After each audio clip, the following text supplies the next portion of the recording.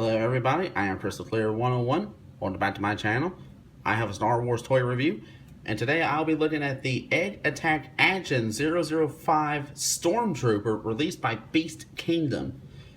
Now, as far as actual release is concerned, or suggested retail, I don't have either one of those, but I will say that this is a very unique piece, a very unique action figure.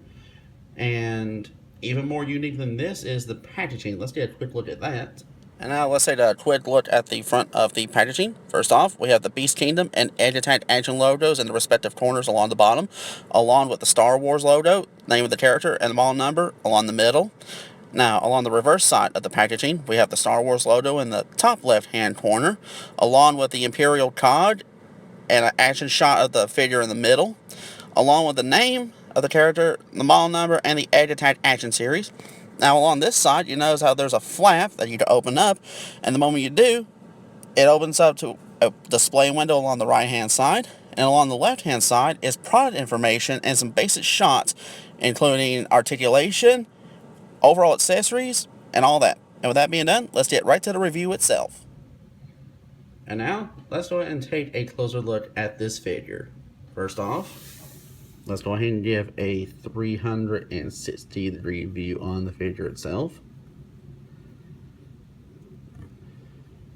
Now, what makes the figure itself unique, as you can clearly tell, is the overall style of the figure itself. How it kind of has a almost a chibi kind of look to it, like a short and squat, basically a very cute look to it. But make no mistake about this, this is a fully articulated action figure. And by fully articulated, I mean this has 24 points of articulation on it. I mean, the poses you can have this thing in is just crazy, especially considering the way it looks. Let me see if I can get the articulation down real quick. First off, there's a ball joint for the head. As you can tell by the way it squeezes, it's actually got rather nice and tight joints. Looks like we got a ball joint at the base of the shoulder and another one at the base of the shoulder right there. And this allows for a wide range of movement. I mean, it's crazy the amount of the range that you got with these shoulders. Not only that, but we have a swivel in the bicep, hinge in the elbow, and the hands themselves are ball jointed. Now there is a ball joint in the torso, so you can have him crunch forward if you want to. Ball jointed hips. Matter of fact, I believe it's double jointed in the hips, one in the base and one in the leg itself. A swivel in the thigh. I believe it's a double hinged knee. Yeah, it's a double hinged knee. I believe it's a ball joint for the feet. But the amount of articulation on this figure is just crazy. And the best part is you can actually pull these legs down a little bit more if you need to either give them a little extra height or have them in additional poses. But, I mean, overall, the figure itself is nice. Not only that, it does actually come with some rather nice accessories. In case you're wondering, yes, he does come with a chibi-fied version of the standard E11 blaster. And as far as the fit in his hand, it simply fits in like so.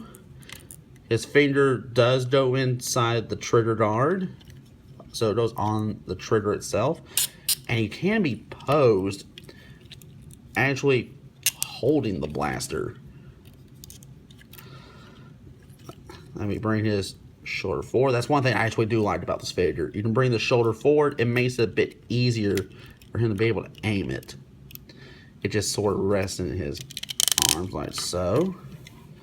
And like I said, you can have him in all sorts of crazy poses. So you can have him in the standard traditional Stormtroopers almost shooting from the hip kind of look. But it does come with one more weapon. But he does come with a DLT-19 heavy blaster rifle. Now, as far as this going in his hand is concerned, this is actually my first time fooling with the DLT-19, this figure. Again, my first time fooling with it. But simply goes in, like so. And in case you're wondering, this bipod does fold down and out. And some of the pictures I've seen have actually had this figure down on the ground with the bipod deployed. But you can have him armed with the DLT if you prefer to have him with that. But still, just a nice option instead of it just being the standard E11. Speaking of the E11, he does have a holster which can easily store his blaster.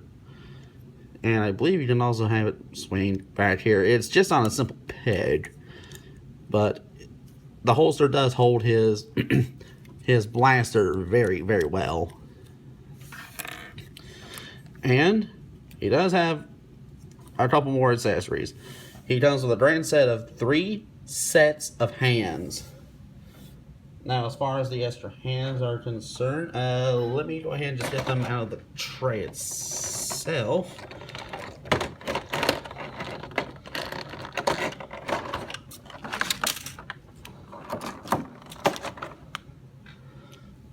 And here we go. Now, we do have an additional trigger finger hand for his left hand. We do have, there is at least one set of closed fist. So I guess if you want to have him, duking it out without a blaster. And an additional open palm for the right hand. And these just pop off. They're on a very simple, very basic ball joint.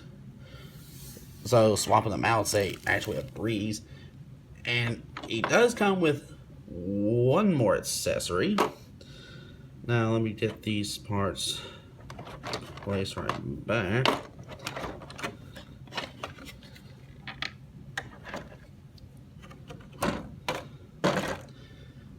He does come with a display stand.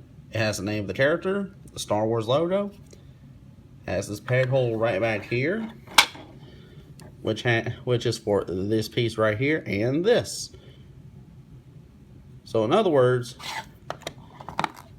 once this is all pegged up, you can have him in any pose your little heart desires. And you can have him clipped onto this and support the figure. But I mean, just the sheer options that you have for the figure itself is crazy.